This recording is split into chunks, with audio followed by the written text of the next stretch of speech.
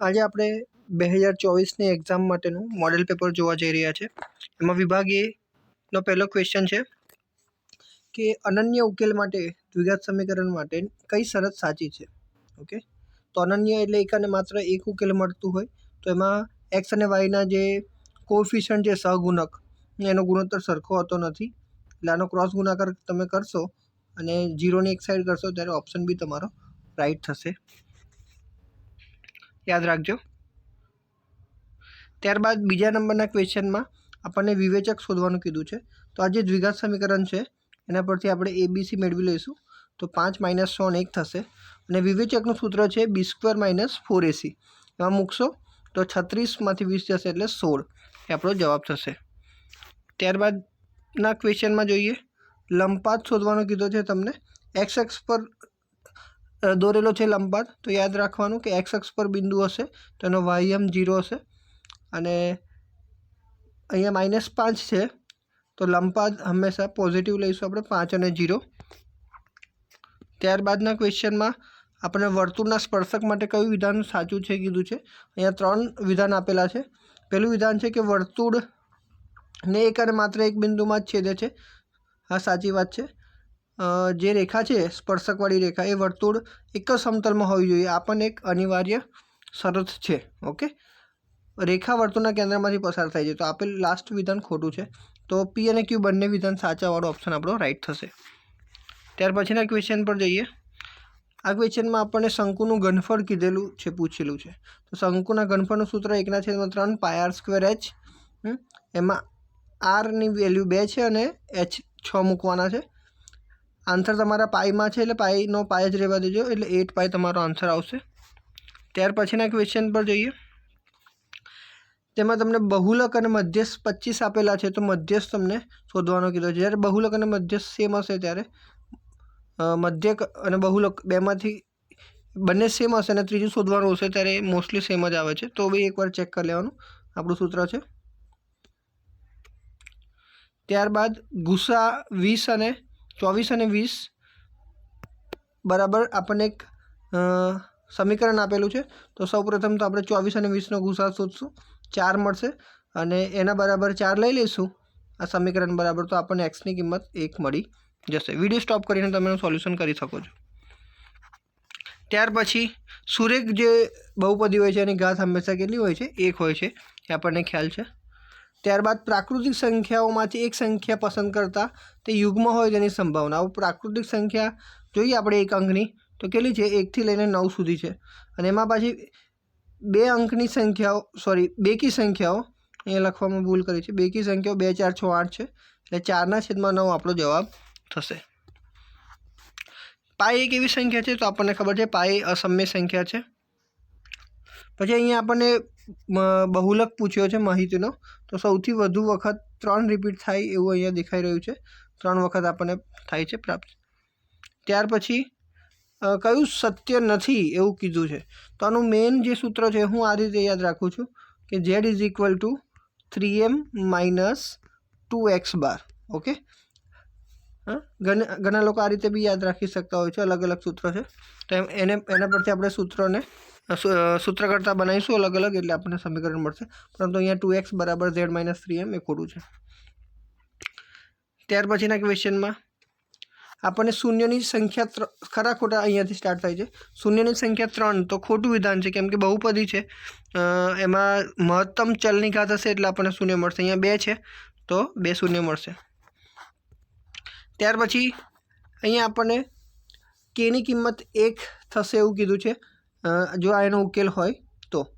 તો એક્સની જગ્યાએ 2 અને વાયની જગ્યાએ કે મૂકીશું આપણે આ સમીકરણમાં તો આપણને ઓટોમેટિક કેની વેલ્યુ મળશે અને સાચું છે. તમે સોલ્યુશન જોઈ શકો છો. ત્યાર પછી આર ત્રિજ્યાને જો L ચાપ હોય તો વૃત્તાંશનું ક્ષેત્રફળ સાચું છે, L × R/2. ત્યાર પછી છે જો વર્તુળની ત્રિજ્યામાં 10% વધારો કરવામાં આવે તો તેના ક્ષેત્રફળમાં 21% વધારો થાય. તમે અહીંયા સોલ્યુશન જોઈ શકો છો. ખરા ખોટામાં પણ આવી શકે, તો યાદ રાખજો.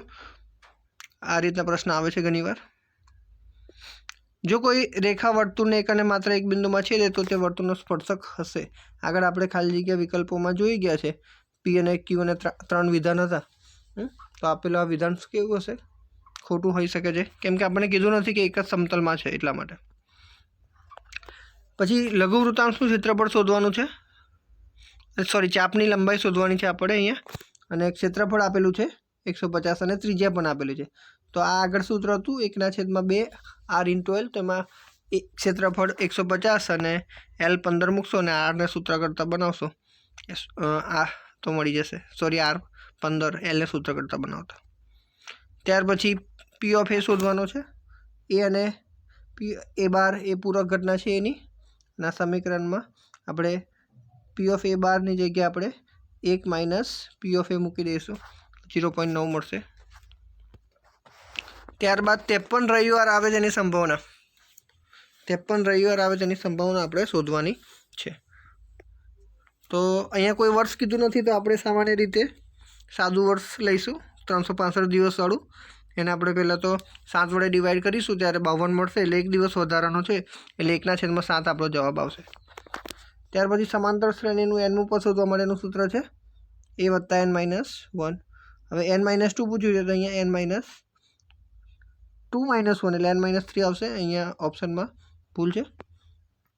ત્યાર પછી sin 60ની કિંમત પૂછી છે, sin 60 √3/2 થાય છે. અને sec 60 ડાયરેક્ટ યાદ ના હોય તો cos 60નું ઉલટું કરી દેવું, cos 60 થાય છે 1/2, તો એનું ઉલટું કરશો, વ્યસ્ત કરશો તો 2 જવાબ આવશે. આ હતા 1 માર્ક્સના પ્રશ્નોના જવાબ. હવે 2 માર્ક્સનો વિભાગ બી આપણો શરૂ થાય છે. શૂન્યનો સરવાળો અને ગુણાકાર આપેલું છે ને દ્વિઘાત સમીકરણ શોધવાનું છે. તો સરવાળો એટલે -b/a અને ગુણાકાર c/a આપણે લઈને દ્વિઘાત બહુપદીને a વડે ભાગીને એની વેલ્યુ મૂકશો તો મળી જશે. શૂન્ય શોધવાના કીધા છે, એનું સોલ્યુશન તમે જોઈ શકો છો. અહીંયા 8ના અવયવો પાડ્યા છે આપણે, 4 અને 2. પછી 5મું અને 7મું પદ, ત્રીજું પદ 5 અને 7મું પદ 9 આપેલું છે. તો અહીંયા 2 સમીકરણ બનશે, બંનેનો લોપ કરશો એટલે E અને D મળશે, અને એના પરથી શ્રેણી બનાવેલી છે. ત્યારબાદ સરવાળો કીધો છે, તો SN વાળું સૂત્ર મૂકશું. ત્યાર પછી અવયવની રીતનો એક દાખલો આવે છે, ખાસ જોઈ લેજો. અંતરસૂત્ર આ તો ખાસ તમારે કરવાનું છે. x1 - x2 નો વર્ગ, y1 - y2 નો વર્ગ. ટાવરથી એક બિંદુ 15 મીટર દૂર છે ને 60નો ખૂણો બનાવે છે. તો ટાવરની ઊંચાઈ તો tan θ કાં તો cot θ કોઈ બી વાપરીને તમે કરી શકો છો. પછી સાઇન આપેલો છે 3/4, તો પાયથાગોરસ કરીને પહેલાં તો કર્ણ શોધી લઈશું, અને cos θ એટલે π/કર્ણ અને tan θ એટલે σ/π સૂત્ર મૂકીને તમે ડાયરેક્ટ કરી શકો છો. અહીંયા કર્યું છે, પરંતુ તમે શીખવાડેલું છે. પછી આ કોઠો બનાવી દેવાનો. 2 માર્ક્સ તમારે અહીંયાથી રોકડા મળશે, બરાબર. અને એમાં સાઇન કોસની વેલ્યુ મૂકીને તમે એનું સાદું રૂપ આપશો એટલે તમને જવાબ મળી જશે. સૌપ્રથમ આ વસ્તુ તમારે કરવાની છે. જેવું પ્રશ્ન જવાબ પુરવણી આવે તો તમારે સૌથી પહેલાં કોઠો બનાવી દેવો. ત્યારબાદ mn આપેલા છે, વિભાજન બિંદુના યામ શોધવાના છે. mx અથવા તો m1x2 m2x1 વાળું સૂત્ર જે છે આપણું, એ મૂકીને m = 2 અને n = 3 લઈને કરવાનું છે. x1 y1 છે -1 7, x2 y2 છે 4 અને 7. ત્યાર પછી ઘનફળ, ઘોડાનો ઘનફળ છે, એનો એક દાખલો છે, આ બી જોઈ લેવો. વક્ર સપાટીનું ક્ષેત્રફળ શોધવાનું છે. હવે અહીંયાથી તમારા 3 માર્ક્સના દાખલા ચાલુ થશે. મધ્યક શોધવાનું છે, FI કરીને ડાયરેક્ટ મલ્ટીપ્લાય કરીને કરી દેવાનો. આદેશની રીતનો દાખલો છે. તમે પહેલાં આ સમીકરણને સાદું ક્રોસ ગુણાકાર કરીને સિમ્પલ ઇક્વેશન બનાવીને પણ કરી શકો છો, અને આ રીતે અહીંયા આપેલ છે એ રીતે પણ કરી શકશો. પહેલાં લસા લઈને કરજો, સિમ્પલ ઇઝી પડશે તમને. આ પણ ટેક્સ્ટ બુકનો જ છે ક્વેશ્ચન, તમને અહીંયા કોઈ કીધું નથી. જો અંદર મેન્શન કરેલું હોય કે આદેશ અથવા તો લોપની રીતથી કરો તો જ, બાકી તમે કોઈ બી મેથડથી કરી શકો છો. જ્યારે x અને y મળે એટલે આમાં મૂકી દેશો એટલે તમને એમની કિંમત પણ મળી જશે. ત્યારબાદ 11મું પદ 38 ને 16મું પદ 73 છે, તો a11 અને a16 બરાબર લઈ લેવાના, અને પછી બંનેની સમીકરણને લોપની રીતથી a અને d શોધી દેવાનું, ત્યાર પછી એ 31 વાળામાં મૂકી દેશો એટલે 31મું પદ મળી જશે. ત્યારબાદ ફરીથી આ એક ક્વેશ્ચન છે સમાંતર યામ ભૂમિતિનો. આમાં એમ અને એન શોધવાના છે આપણે. એક્સ અને વાય -400 છે, x1 y1 x2 y2 એ બી છે. ત્યારબાદ અહીંયાથી આ પ્રમેય આવી ગયું તમારો. જે 4 પ્રમેય કીધેલા છે એ ખાસ કરી દેવા તમારે. સાબિતીવાળો ક્વેશ્ચન છે.